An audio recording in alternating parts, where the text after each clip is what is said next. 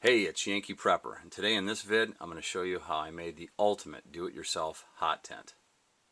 Now I've got some experience rigging and modifying tents to run with a stove, and I actually will leave a link in the description box below of the other tent that I rigged into a hot tent. But this one's definitely a notch above that. It's huge. It's 18 by 18 feet, and it's still under 30 pounds, so I can still lug it in on a pulk pretty easy. If you went to purchase a winter tent or a hot rig from a manufacturer of this size and weight class, it would cost you around $2 grand. In fact, the last winter tent I modified, that 12 by 12, they go for about $1,500. So it's just, for me, I can't spend that amount of money on a tent. It seems ridiculous.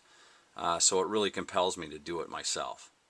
The base tent that I picked to modify into this winter hot rig tent was the 18 by 18 foot Teepee tent from Sportsmansguide. Costs $161.99.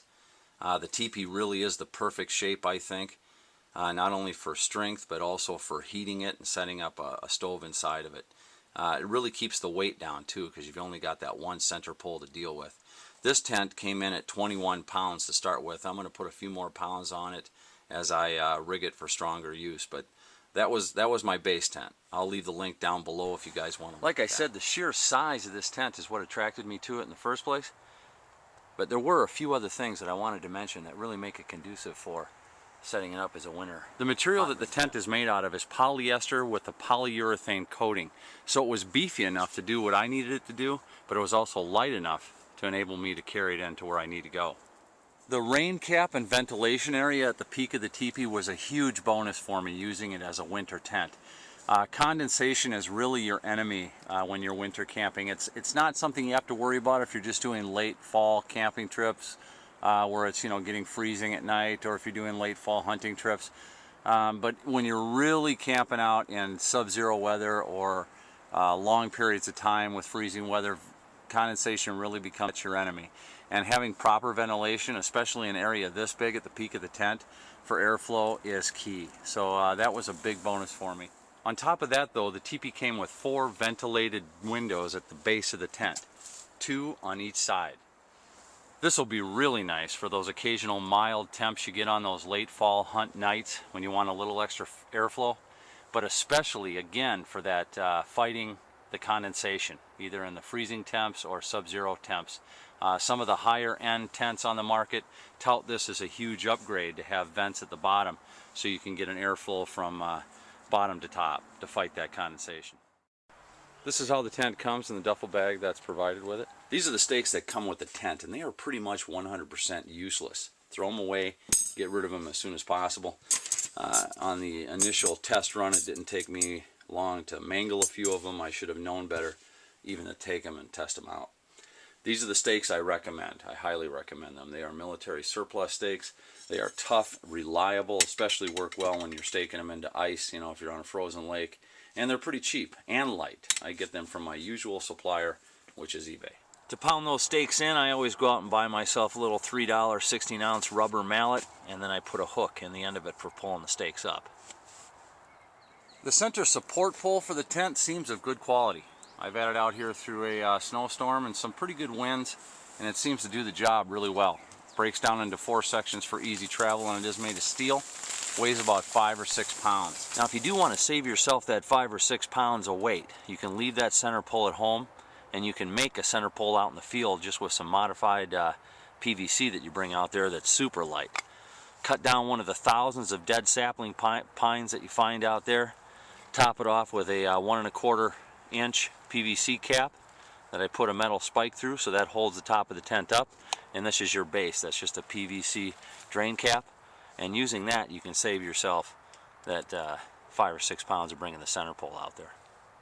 Another little modification tip is I always drill some holes in the center pole. This one's for my lantern, and that gets it up high so it spreads the light out evenly, and then I always put some hangers in for clothing and stuff you just don't want to lose or you want handy. It's a great way to dry out clothing. And if you do use the pine, if you bring the modified PVC in and leave the pole at home, with the pine tree you just don't cut all the branches down to the trunk. You leave some little twigs out so you can hang stuff from. The most important modification, of course, is running that stack. You can't have a hot tent without one. So you're going to have to put in a stove jack. I'm going to show you how to do that. I'm going to leave a link below on where I got my stove jack. I buy it from an outfitter out in Montana, but you can get them on eBay, and they run anywhere between 35 and 50 bucks usually.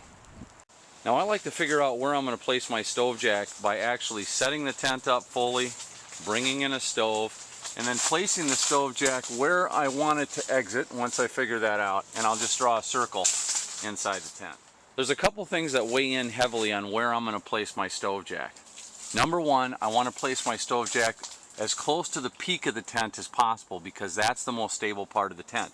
The farther you get down on the walls of the tent, the more unstable it becomes in heavy winds. The other reason is I want to keep as much pipe in the tent as possible before it exits because I want to take advantage of the heat that's being created with that pipe. To attach the stove jack, I'll use a 2-inch border of marine goop on the silicone side, and there is a rough side and a smooth side to the stove jack. I always use the rough side hoping it gives it more bite. Then I'll remove the tape, press it out against the tent.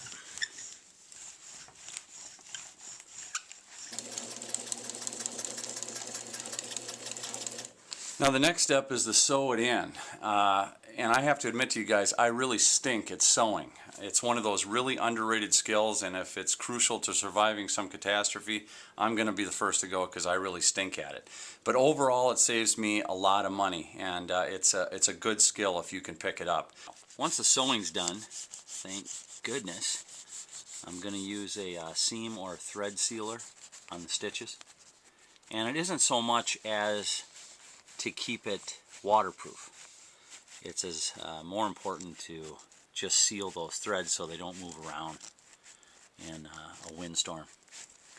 I don't want there to be any chance of any of these seams coming loose at a bad time.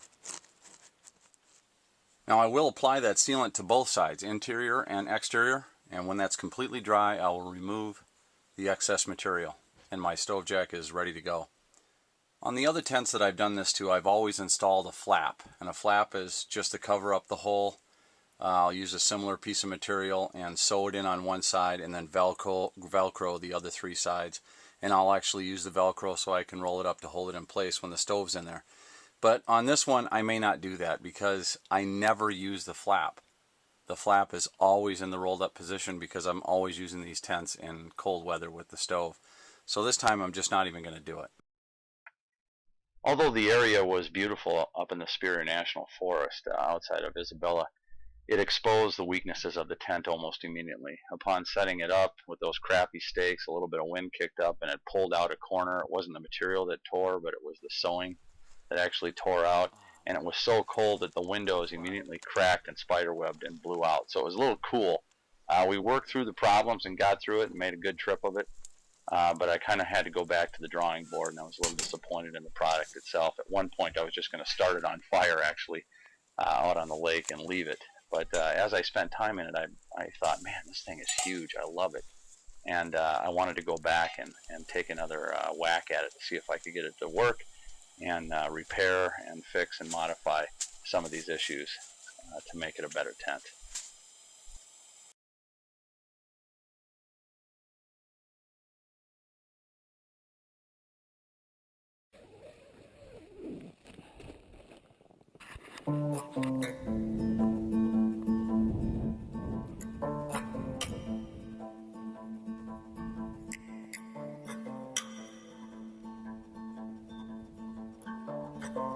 Here's to the babies in a brand new world.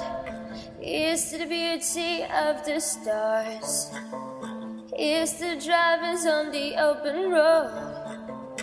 Here's to the dreamers in the bars. Here's to the teachers in the crowded rooms. Here's to the workers in the fields. Here's to the preachers of the sacred words. Here's to the drivers at the wheel. Here's to you, my little love. Let the day begin. Here's to you, my little love. With blessings from above, let the day begin.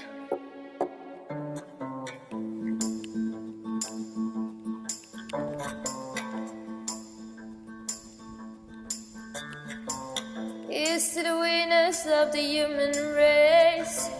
Here's to the losers in the game. Here's to the soldiers of the bitter war. Here's to the world that bears the names. Here's to you, my little love.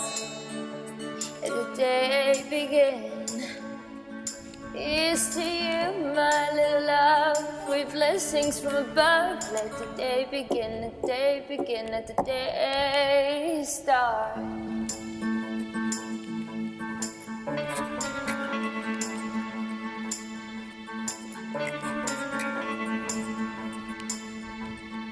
Almost there.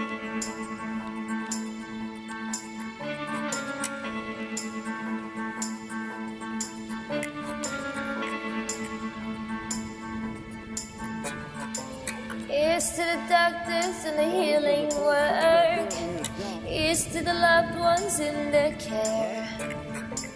Here's to the strangers on the streets tonight. Here's to the lonely everywhere. Here's to you, my little love. Let the day begin.